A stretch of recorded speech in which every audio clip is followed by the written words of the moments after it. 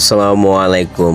আজকে আমার কাশির খামারে কাঁচা খাবার খাওয়ার জন্য একটা ফ্রেম বানাইলাম যাতে সুন্দর করে খাইতে পারে। তাই ছোটো ভাই রনরে নিয়ে সকাল সকাল লাইকে গেছি, এটা বানানোর জন্য প্রস্তুত করতেছি।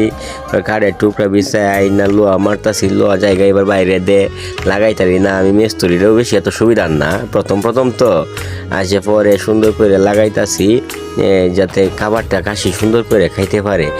রনরে ল শর্ট পড়েছে, এবার রনরে ফাড়াইছি বাজার, তো রনকে লয়ে রন গেছে ওদের একা একা বানাইতেছি। তারপর সুন্দর করে একটা সিস্টেম করছি, করার পরে এই যে খাবার দিলাম খাওয়ার জন্য। কাশি যে উপরে একটা দিলাম যাতে মুখটা ভিতরে ঢুকায় খায়, কিন্তু শিংগুলো লাইগা যায়, পরে বার করতে পারে না মুখটা। পরে আবার এটারে ছুটাইয়া কি করছি যে এভাবে দিলে তো কাশিরই সমস্যা হইব আমার। পরে আবার ছুটাই নিচে দিছি, বা এবার সুন্দর খাইতেছে। আমি দেখতেছি আমার তো ভালোই লাগতেছে।